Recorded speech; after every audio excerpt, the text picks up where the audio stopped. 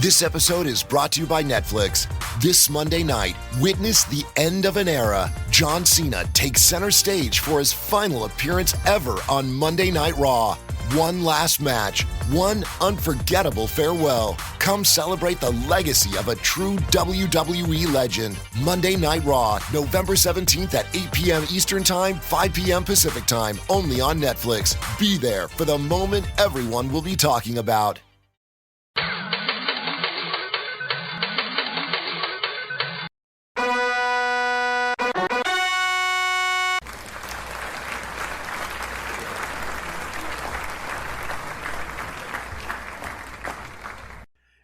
It's me, it's TRG, the Ramblin Gambler. Yes, I'm the guy in the black vest. No, I don't work for the casino. Yes, I can tell you where the rewards desk is. Welcome to episode 53 of our Casino Combat podcast. Right after this very important announcement, we will get things started right away. Anyone, everyone, and everyone else, the fools, the wise men say rush in. Only gamble with money you can afford to lose. Do not gamble with money you need to pay your bills. My past performances are not indicative of anyone's future results, including my own. If you have a gambling problem, contact your local problem gambling hotline. If you do not know how to contact your local problem gambling hotline, send an email to help@casinocombat.com. We will find that information for you. We will make that information available to you. Everything I'm going to share with you in this podcast is based in fact. Names and dates have been altered to protect the innocent and the guilty. Minor items unrelated to outcomes may be omitted because they are just not interesting. You won't know it because T-Rex will fix it, but I jinxed myself last week. It took me like 3-4 tries to get that right after last week was so easy. If you're just finding the podcast for the first time, if you're wondering what the heck this is all about, this is about gambling. This is about being good at gambling, and you've missed a very busy year. Just over a year ago, as part of my part of the planet was starting to reopen casinos. I decided to use my return to gambling to demonstrate and document that with the right information and skills, anyone can use casino gambling to make both a cash profit most months and receive so much in value from the casinos every month that the occasional losing month just doesn't matter. Over the course of the first year of the podcast, I've shown you the journey from walking into a new casino 2 as we call it now, for the very first time, to that casino being my home casino and regularly giving us free rooms, food, gifts, and money to gamble with. Now that's not difficult if you just show up and lose thousands of dollars an hour several times a week. It's easy to do it that way. But I did it with small bets a couple of times a month. Couple of visits, not a whole lot of money put at risk, and I won money going through that process. Over the past year, Mrs. TRG and I have traveled a big part of North America living a part-time casino lifestyle for free. I also revealed a slot strategy this year that has been profitable 11 of the past 12 months, and I've met interesting people like Mr. Buster Rooney and the Guardian and the Jet. I encountered the middle circle of madness not once but twice and survived to share the story of what happened when I encountered it. Fred the email bot was created, the games in the podcast were revealed, and the inner circle accepted its first 3 members, Golden Fan, Master of Details, and Keeper of Wisdom. It's been an interesting year, and thank you to each of you who have taken the time to listen. Before I lay out the plan of attack for our episode today, let me catch you up on what has been going on in the Casino Combat universe this past week. Much to my surprise, not what I expected, but Maxine the Rat did finally pay back her loan from Gabriel. Apparently she was not banned from our local casino after all. So I guess I gotta say she was good for it, although it took a fair amount of nagging and tracking her down on Gabriel's part, but I guess she was good for it after all. So all's well that ends well, and we all benefited from learning or relearning casino wisdom number 70. Don't loan money to or borrow money from strangers in a casino. The captain of Cali had time to check in with me this week. He has used the core concepts to play pass line bets on the craps table with success, which he correctly observes, at least in my opinion correctly observes, is not a very exciting way to play craps. He was wondering if I had ever expanded from the pass line to the 6 and the 8, and we chatted a little bit about that. He's getting ready to go to Las Vegas, and he may try that approach out, and hopefully, if he does, we all get a report on how that went when he returns. Most importantly this week, perhaps the biggest of big events that can occur in the Casino Combat universe, I am happy and thrilled to share with you that we have a new member of the Inner Circle. Our new member, East Coast Emissary, fourth to the ring, proudly represents our squad from his home casino in Atlantic City. He struggled a bit, admittedly, taking 2 strikes by naming 2 incorrect casinos before finally, with his last opportunity, identifying the correct casino and joining the inner circle. He was even generous enough to send me a donation so that Mrs. TRG and I can enjoy a bottle of champagne to celebrate, something that we are planning to do when we are in Atlantic City in a few weeks. If you have not listened to episode 22, here's what this is all about. I'm not going to tell you got to go back and listen. It's been a while since I explained it. Let me explain it again. For my travels to places other than Las Vegas, I don't give the names of the casinos I gamble in, just the travel time to get there, the direction that I go, and the national brand that's involved if there is one involved. The casinos that way don't get a free commercial, and I feel like I can be candid with my observations and stories. This all made sense to me at the time that I thought of it, after basically being locked in my house for many months, but it creates a game or puzzle in the podcast, and people have been enjoying it. And the game is this: figure out which of the almost 1,000 casinos in North America is my home casino. When I started the podcast, I considered my local casino my home casino. Between episode 1 and episode 21, where the game was finally revealed, Casino 2 became my home casino. And when a listener chatting with Billy with the great last name online mentioned she was trying to figure out the name of my home casino, the game and the prizes were officially announced in episode 22. And I had so hoped someone would decide to play the game so that I could reveal it. I have 6 spots left in the inner circle of Casino Combat. You can join, you can become a member of the inner circle by simply figuring out the real world name of my home casino in 3 guesses or less. That's the Master of Details rule. If you do that, I will send you a custom one-of-a-kind polo or t-shirt. Okay, so now that we are caught up with everyone other than Guardian and the Jet, because they still haven't checked in, what are we going to talk about today? I'm going to start with a moment of casino wisdom and introduce you to a new wisdom that Mrs. TRG and I needed to put to use in our travels this week. Then I'm going to do our weekly travel segment and share our results for the week as Mrs. TRG and I took a long weekend gamble to a few different casinos. I'm going to do a core concept segment. I want to use the start of year 2 as a reason to re-examine each of the core concepts, probably with a little more nuance and finesse than the first time I explained them way back, episode 1 or 2, whatever it was. We will finish up this episode in our newly renamed Virtual VIP Lounge with a fun story, which is part 1 of the saga I call Mrs. TRG and the Hateful Horseshoe Casino. Okay, that should be enough to keep us busy for the rest of the podcast. Let's get started with a moment of casino wisdom.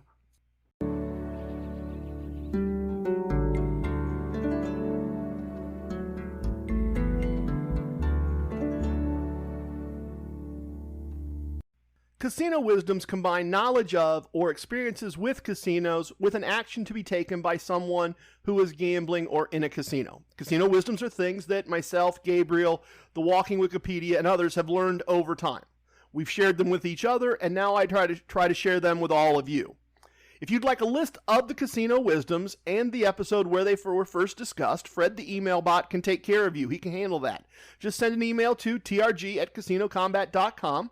Always spelling combat with a K, of course, and put the 2 words, get wisdom, in the subject line. Fred will see the email before I do. He's around all day, every hour of every day, and he will send you a link to download a copy of the book of Casino Wisdoms. Today I want to introduce you to a new casino wisdom number 43, and that is this: to keep your losses low, just don't go or don't gamble. This has been in my private list of casino wisdoms for a long time now. I've just been waiting for the correct moment to introduce it. Mrs. TRG and I had a need for this casino wisdom in our travels this week, and I'm going to share the details of that with you in the travel segment just a little bit later. But I thought that fact that we needed this wisdom this week made this the right time to add this casino wisdom to the official list and to our conversations. The action here is simple. There are times when the right path to being a successful casino gambler is to limit your losses by not gambling. That can mean not going to the casino at the end of the month to protect a small profit for the month. Or, if your promotions dictate you should be in the casino, not gambling while you are there. For example, suppose you've been gambling regularly at a specific casino all month, accumulating entries for a drawing to win a car. You have a lot of entries in the drawing, and you need to be present to activate the entries and win the car. You might also have a loss of a couple days' pay on your ledger for the month. Not enough to wreck your bankroll, not even enough to send you to your safe to get more funds out to gamble next month, but enough that you really don't want to go buy in at 2 or 3 tables and potentially multiply that loss into something that would send you to the safe. Casino wisdom number 11 teaches us that you can't win the car from the couch, and that's true. Those entries have value or a potential value. If the casino's not far from your home, attempting to capture that value makes sense and is a good use of casino combat techniques. But turning a month with a small cash loss that can be covered by the comps received into a true losing month isn't something we want to do either. Casino wisdom number 43 is the action to be taken in that example. At the end of the month, with a small loss, often the best action is to keep the losses low and just don't go to the casino. Or if a car or other valuable could be won, and certainly won without an overnight stay, then go, be present, have a beer, listen to the band, but don't gamble. There are times when the right casino combat option is to keep the losses in check and wait to gamble another time. That is what this casino wisdom teaches us. That's what this casino wisdom is about. As I mentioned, Mrs. TRG and I had reason to use this wisdom in a slightly different way during our trip, and I'm going to give you all the details for the week in the travel segment up next, and we will look at this casino wisdom in that context at that point as well.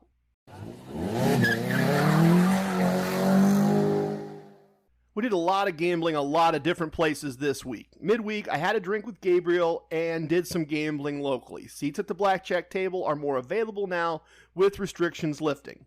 I had a long session at a blackjack table that ended with a small win and played a losing slot machine on the way out. I also received a small free bet and a scratch-off lottery ticket that won me some money as well, so a tiny profit for the visit. This visit also included an excellent illustration of something I talk about all the time as it pertains to blackjack. Another player at the table with me received a pair of 6s while the dealer was showing a 6. The correct play is to split the 6s, which he did after confirming with the dealer and the other players that he was remembering basic strategy correctly. I'm not going to go through the entire thing card by card, but he was dealt a variety of 4s, 5s, and 6s in combinations that eventually had him finish playing his original one hand with 4 hands, 3 of them doubled. He ended up with 7 units wagered across the 4 hands.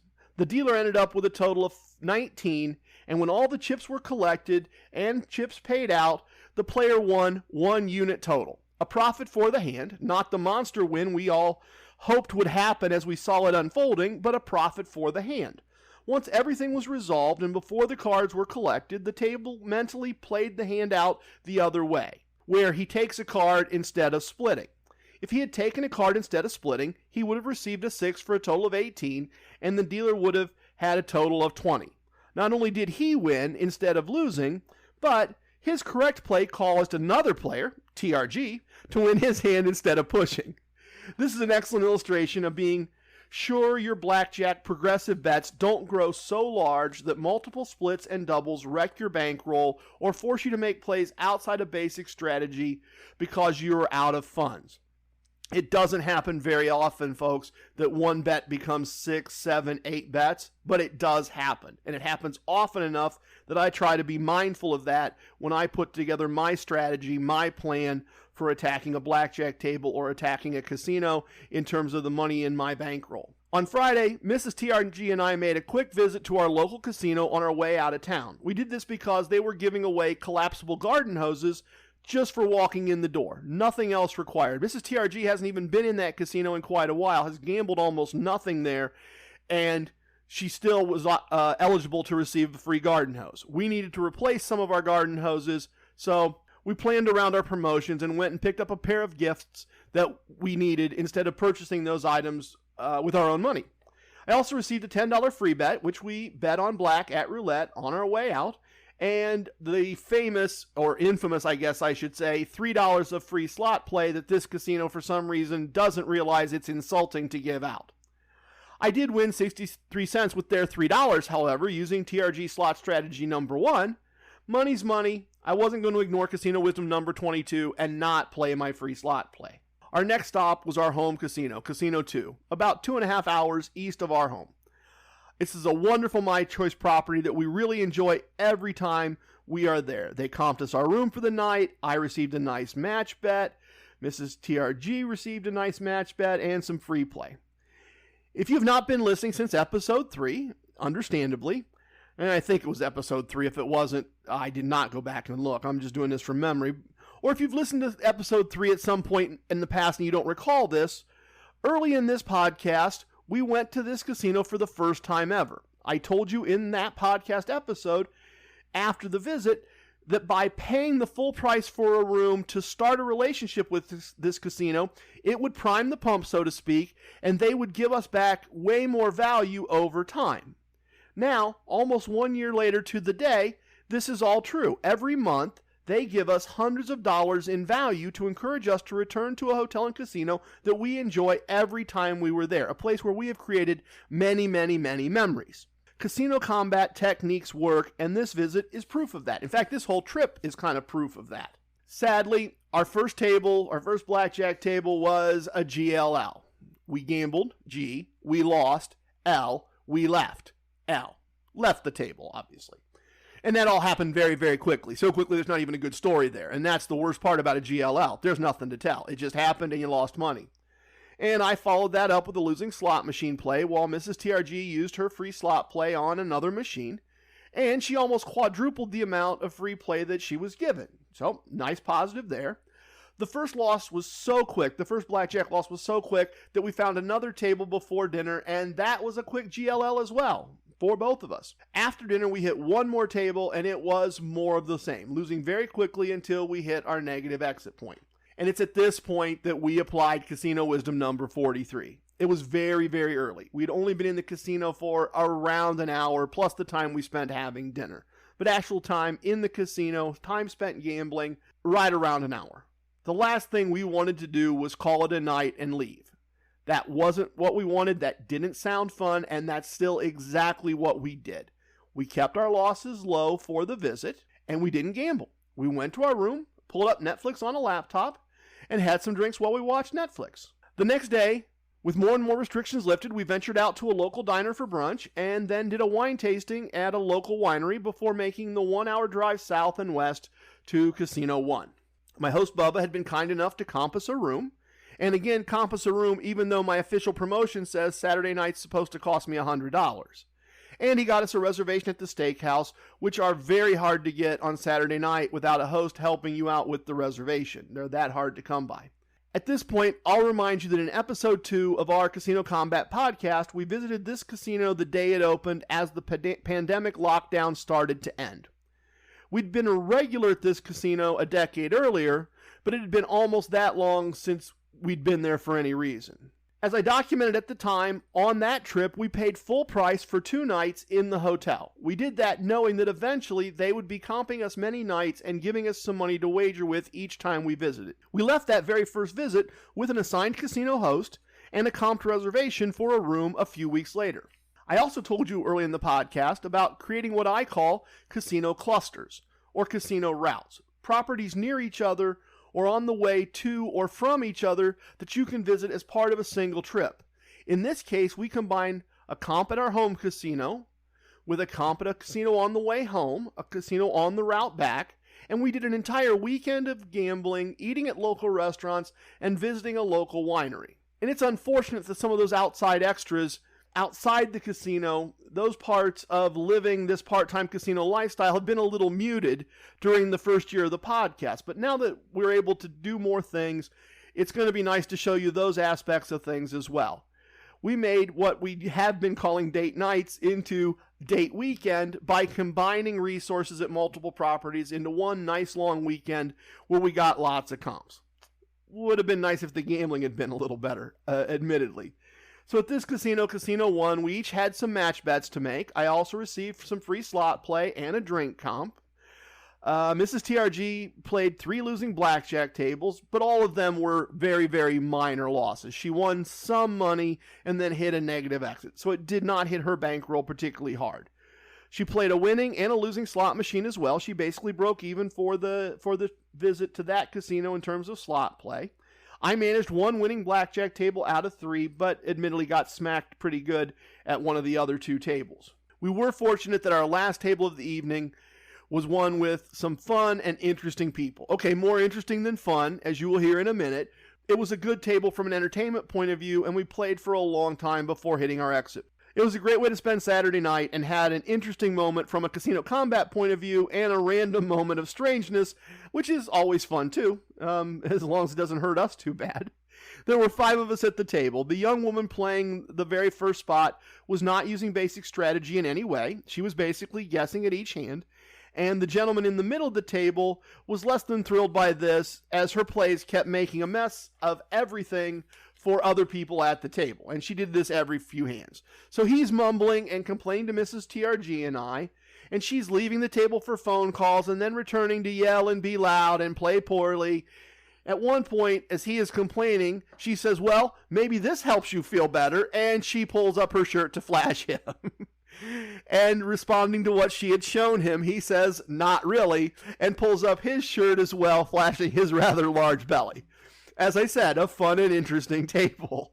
Eventually, his complaints became somewhat loud suggestions, let's say, and then the eureka moment happens, the casino combat eureka moment. She finally says, "Just tell me how to play. I don't know what I'm doing. Y'all seem to know what's going on. I want to learn to play like y'all." At that point, I walked over, I handed her my business card, and I said, "Only because you ask, I do a podcast that teaches people who are interested in how to gamble like me, how to gamble like me." Now, I didn't catch her name since we were on opposite sides of the table. I'll probably never know if the business card even left the casino, let alone if she ever listens, but I tried to help. I did the best I could in the situation. I had a resource that would address what she was asking, and I was more than happy to make her aware of that resource. Sadly, total for the week, we lost almost 6 days' pay. And I had to pull money, won in previous months, out of the safe to start the new week. Probably the roughest 48 hours of gambling we've had as a couple in a very, very long time. But we had a fun weekend, tried a new restaurant. Mrs. TRG brought home several bottles of wine from the winery. Maybe we helped someone else learn how to gamble. Those are all good things. Those are all positive things. As we know, not every week is a losing week, and we got to take our losing weeks as they happen and try to win the month. Core Concepts is the next segment on the list. Let's get that started right now. Once upon a mundane morning, Barb's day got busy without warning. A realtor in need of an open house sign. No, 50 of them, and designed before 9. My head hurts. Any mighty tools to help with his plight? Aha! Barb made her move. She opened Canva and got in the groove. Bulk creating Canva sheets. Create 50 signs fit for suburban streets. Done in a click, all complete. Sweet! Now, imagine what your dreams can become when you put imagination to work at Canva.com.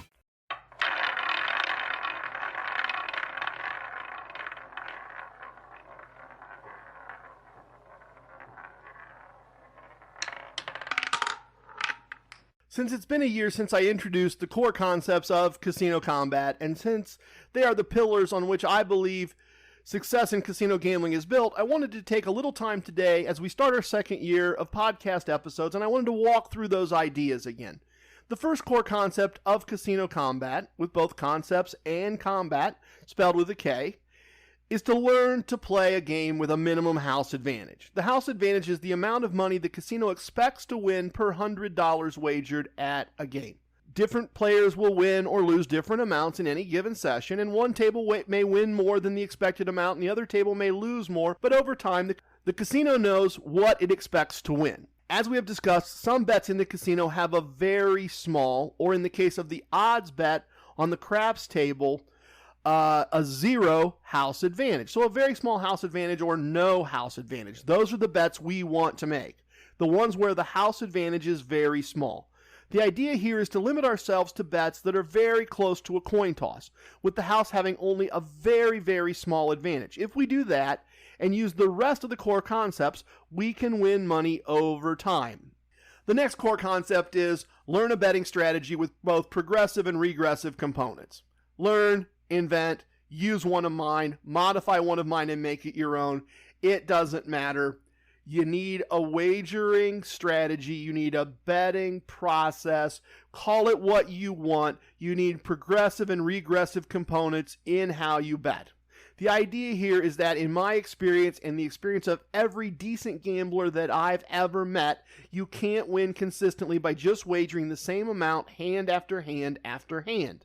And this just makes sense. If we're playing a coin toss game and we want to win more than one unit, our bets have to move up and down. I have found that moving them up and down based on the outcomes of prior wagers, not based on feelings, emotions, or guesses, is the best way to manage the wagering process. As always, if you find something you think works as well or better, I'm interested. I want to know. I want to see it. I want to try it out for myself. I'll happily do that. But I have shown you a time-tested wagering strategy that I call TRG Wagering System 1, as well as TRG Wagering System 3, the Meta Martingale. Both of those wagering systems use progressive and regressive wagers. We've talked about ways to modify and customize those wagering systems as well. The one thing I have not talked much about is TRG Wagering System 2. It does exist. I call it Always Be Grindin'. I'm not keeping that one a secret intentionally. If I was sitting at the kitchen table with any of you, I'd be happy to pull out the chips and the cards and attempt to teach you. But even in person, it can be a challenging system to explain and for people to grasp. That said, I'm going to make it a point to try to put together the right script, the right process, the right way to teach this without you being able to see it, and I'm going to try to do that in the next few episodes. Maybe not before Atlantic City, but I'm committed to the idea that this is kind of the one last piece of everything that I do, of all the tools in my toolbox that I need to bring to you, and my intent is to do that. The third core concept is to have a bankroll of money you can afford to lose. Money management is just such an important aspect of being successful at casino gambling. Not having a large enough bankroll or betting more than your bankroll can support leads to what is often called gambler's ruin. Gambler's ruin is reaching the point where you cannot make another bet. You have no chance of coming back. You have no chance of regrouping. If the lowest bet you can make in a casino is 50 cents to spin a slot machine and you only have 30 cents, you can't gamble. Or you have to do what Maxine the Rat does and try to convince someone to loan you money that you can try to gamble with and recoup things. Bad planning, bad technique, bad way to go about things. Not what successful gamblers do. And as we've discussed, bankroll requirements are calculated based on the bets you're going to make, or by starting with the size of your gambling bankroll and doing the calculation backwards to determine the size bet your bankroll can support. So doing it forward, the calculation I use to determine bankroll and bet size is the amount you're going to wager times 10, and that equals your table buy-in. And then that amount times 3 is the minimum, the very minimum bankroll to go gamble. The calculation done the other way is the bankroll that you can afford to lose divided by 3 to determine your table buy-in, and that number divided by 10 to determine the wager size the bankroll can support. That's how I do those calculations. Now look, you can do it other ways, right? You can do it times 12 instead of times 10 because you want some extra cushion. You can say that for you it needs to be 4 tables as your buy-in. That can work. You're expanding the bankroll. You're expanding your options. I'm never going to be against that, I guess is the better way to say it. I'm never going to say, no, that's not the right way to do it. That's perfectly fine. But this is like the TRG minimum approach. If you can't do this, if it doesn't work at the casino you're going to gamble at, don't gamble. The fourth core concept is get a player's card. This is obviously very, very, very easy. You don't really even have to learn anything. But easy does not mean unimportant. I meet people all the time who don't have a player's card or don't know how a player's card benefits them. Part of doing casino combat is using and in some ways trying to abuse the free stuff that casinos give away to encourage players to visit and gamble. A player's card is the way we get my classic and overused example, and that's this. If the casino gives me a $200 room to enjoy for the evening and a $200 fine dining experience, and all that's free, and I gamble and I drink and I tip all night, and I leave the next day with $10 less than I walked in the day before, I won. Sure, look, I'd rather walk out with 100, 1,000 more than what I came in with, and that often happens. You've seen that. I've talked about that. But I'm fine with losing a little tiny bit, losing and spending $10 to get $400 or $500 in value, and you're going to invite me back again for that same thing in a couple weeks? I won. I probably won some money because I certainly spent more than $10 on tips and drinks. Absolutely guaranteed. You know, probably tip the guy who parked the car $5. I mean, once they start parking the cars again, it's an example. It's an illustration. It's not a perfect reflection of all the issues and details. Look, that's winning from a casino combat point of view. Losing $10 but getting $400 or $500 in value. In fact, you didn't lose $10, you spent it. Having a player's card is the way we take advantage of the casino's generosity and, in many cases, over-generosity. Honestly, item 5 is the only difficult item on the list of casino combat core concepts. And in hindsight, one I should probably talk about more. Have the discipline to win a small set amount of money and leave, or lose a small amount of money and leave. This can be leave the table or leave the building depending on the situation. This is why I always include negative, which is of course to say losing exit points in my wagering strategies. Lose a small amount and leave the table. That's the idea. And of course, the much more fun positive exit points, which occur not as a way to say this is when you leave the table. You've won this month, leave. No. This is the amount you're going to win, and then you're going to start planning to leave the table when the winning stops. If the winning continues, great. That's what we want. Keep playing. Play for as long as the winning continues. But if you've won the amount you set out to win at the table, make sure you leave with a profit. TRG wagering systems 1 and 3 offer excellent examples of a negative exit point. If you lose 3 or at most 4 hands, spins at the roulette wheel, pass line wagers at craps, baccarat bets, leave the table. On the positive side, when you double the amount, when I double, let's look at it that way. You do what you do. But on the positive side, when I double what I bought in with, I'm going to leave the table with a profit. I'm going to make sure it happens. I'm not going to leave a loser if I manage to double my money. Look, I may continue to win. We've talked about that before. We've talked about our Casino Wisdom have a win stack, and I'm not going to check the list and tell you the number because I'm doing this part kind of off the top of my head. I'm a little off script here. That happens a lot. But I'm going to have a win stack. I'm going to continue to win. I'm going to use my chips as an abacus, and I'm going to keep playing, but I'm going to leave the table with a profit. I'm going to make sure of that because that's one of the keys to this whole thing. That's why it's a core concept. The 6th core concept is try to win the month, not the table or the day. If you lose or spend more during the month than you won, make up for that. Make up for what you lost and spent with comps and gifts from the casino. Maybe there's someone who can teach us how to win every single table we play. Maybe that exists. Maybe someone knows that and I just don't know it. Certainly there are plenty of people online who make the claim that they can sell you their secret and you can win every time. I love that with Baccarat. I'll reveal to you my secrets for always winning at Baccarat. Yeah, you won't. If you did, why don't you just tell me what it is? I'll evaluate it, and if it works, I'll tell everybody else. And that's true. If I find something that lets you win every single table, I will share it with you. You know I will do that, and I won't try to sell it to you. But I don't know how to do that. I'm not claiming that I can teach you how to do that. But you don't have to win at every table to win money from casinos over the course of a month. You have to keep your losses when you lose smaller than your winnings when you win. If you do that, and roughly half your tables are winning tables, you will finish most months with a cash profit. This core concept should also help with the emotional part of losing while gambling. Maybe everyone isn't this way, but losing stings a little bit. I don't like to lose money, but when you're trying to win the month, not the table, it doesn't feel so bad. You go, oh yeah, okay. I probably won some money last week. Oh, let me check my list. Yeah, I won some money last week. Probably win some money next time. Oh, okay, that's fine. Losing days are not as big a deal emotionally if you've managed your bankroll correctly and you know you can still have a winning month. When you use the core concepts, you have a plan for gambling, a plan made before you enter the casino. You have, as Virginia casino player Doug correctly pointed out and coined the phrase, you have casino confidence. Confidence spelled with a K, you know that.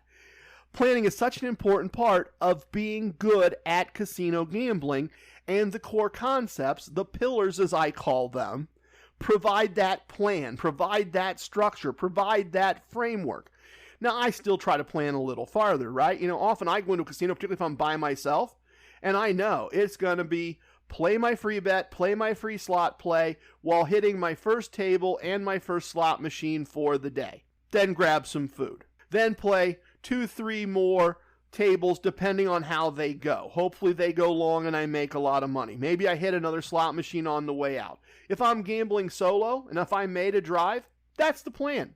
All built on the foundation of the core concepts of casino combat. The last thing I want to mention here is the boot camp playlist on the Casino Combat YouTube channel. In that playlist, I break down in a great deal more detail each aspect of the core concepts. I teach the gambling systems. I teach all of this in detail in short targeted lessons. The entire playlist teaches the fundamentals of good casino gambling in less than 90 minutes. And let's be very, very honest here. That's all the core concepts are. Solid, fundamental gambling techniques. I tried to arrange them in an interesting way. I tried to put some terminology on them that makes them easy to remember. But I didn't invent anything unique or brilliant here. I just learned how to be good at casino gambling the hard way. Through trial and error, through mistakes, through overbetting, through underbankrolling, through all of those things. And I'm trying to use podcasting to shorten that process for anyone else who is interested. Okay, let's finish up as we always do in the newly renamed, Sips and Stories next in our newly renamed and renovated virtual VIP lounge. A little bit of the bubbly. Welcome to the virtual VIP lounge, which looks exactly the way you imagine it to look and has the very best imaginary everything almost all the time. As I shared earlier, we did a winery tasting near our home casino this past week, brought back a bottle of something called Wildcat Red, so I've poured a little bit of that for myself. I'm going to have some sips and share with you part one of the saga that I call Mrs. TRG and the Hateful Horseshoe Casino. And part one is just a fun story, a story that can stand on its own, and it's a story about a unique night of playing blackjack, but it's also kind of informative to part two, which is also a story that stands on its own, and a story that I'm going to tell you next week. But when you take the two together, it makes part two a little more ironic. So here we go. Part one of Mrs. TRG and the Hateful Horseshoe Casino. Several years ago, we were invited by Caesars Entertainment. This is when I was at Tier 4, their 7 stars tier in their system. And we were invited by them to fly to Tunica and stay in their Horseshoe-branded hotel. We'd never been to Tunica. It sounded like fun. It was in the summer. Mrs. TRG didn't have to teach school, so off we went. The Horseshoe in Tunica is located in basically a cul-de-sac with an MGM property called the Gold Strike and another Caesars property. At least it was a Caesars property at the time. I've not been back recently for reasons to be revealed. But there was a Caesars property next door to the Horseshoe called the Roadhouse. And you could literally kick a soccer ball from the entrance of any of these casinos to the entrance of any of the other casinos. And other than casino stuff, there's just not much to do in Tunica. And on our second of 3 nights doing casino stuff, we wandered from the Horseshoe across the driveway to the Roadhouse, and we did that around midnight just to see what this other casino was like. And while the Horseshoe Casino was very much a full-blown casino, the Roadhouse was more warehouse, if you'll pardon the rhyming there. The Roadhouse was more a warehouse with a bunch of slot machines, a snack bar that was not open at midnight, and a very small table games pit, maybe 6 table games.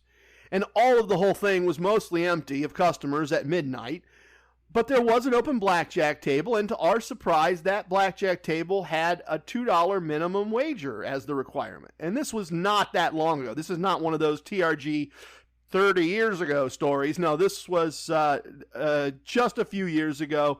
And at that time, table limits everywhere we gambled started at $15, and that was usually 6 to 5.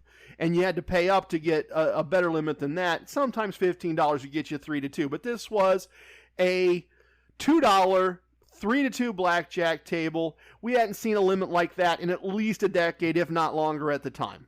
Well, having seen everything this casino had to offer, and having spent lots of time in the other two casinos, and with nothing but time on our hands, we figured, hey, $20 buy-in each, couldn't go wrong with having some beers at the Roadhouse and playing some cheap blackjack. I don't recall, but it is safe to assume that we probably started the evening in the Horseshoe VIP Lounge at some point, so I'm pretty sure that we were not just starting at midnight in terms of the alcohol by any means. Once again, relevant next week. When the waitress came by, I ordered 2 shots of Jaeger and 2 beers, only to be informed that she couldn't serve 2 drinks to a person at one time. And I said, no problem, just the shots then. We will get the beers later. And I tipped her a couple dollars. So a few minutes later, 4 waitresses return. The first 2 each have a shot of Jaeger on their tray, which they hand to each of us. The original waitress I had spoken to said, you said you'd want beers later, so since I can't serve 2 drinks to anyone at the same time, I brought friends. As soon as you finish your shots, it will be later than it is now, and we have your beers for you. So, of course, we did our shots quickly, and we received our beers. The other gentleman also gambling at our blackjack table saw this and decided to join us for the second round, like 30 minutes later or whatever. So we gambled and drank and repeated the process multiple times until the very, very wee hours of the morning. And I'm not even sure when the wee hours are, but everybody says that. Each time we ordered drinks, a waitress or waitresses would bring us a shot, and then a different waitress would hand us our beers when we finished our shots. The stakes were low. The other players became our drinking buddies. It was a fun night. All we had to do was walk across a driveway basically to get to our hotel room. We talked a few weeks ago in the podcast about sometimes there are rules that get broken creatively in a casino and no one really cares. This was a great example of creative rule breaking by the waitresses. We had a good time. They got lots of tips. Everybody seemed happy about it. We went to bed happy with our trip to Tunica. And even if there wasn't much to do besides eat, drink, and gamble, it was still a fun place. Now, if you're thinking that doesn't sound like the saga of anything hateful, you would be correct. So far, it is not. Part 1 is just a fun story about low-stakes gambling, drinking, and creative rule breaking. Part 1 of the story is provided standalone for contrast and comparison to Part 2, which I will share with you next week. So, I encourage you to join me next week here in the Casino Combat Virtual VIP Lounge to hear Part 2 of the saga of Mrs. TRG and the Hateful Horseshoe Casino, where things go from great to weird and then very quickly to difficult and angry. If you are playing the casino chip game, there are 7 in this episode of the podcast from the beginning to the end. Please tip your waitresses, tip your bartenders, tip your dealers, but don't tip away your wins. I have spoken. Everything you heard here is true from a certain point of view. It's time for leaving, and I hope you understand I was born a Ramblin' Man. That's it. Love it, hate it. It doesn't matter. Please share with your family and friends. Goodbye, folks. Thanks for listening.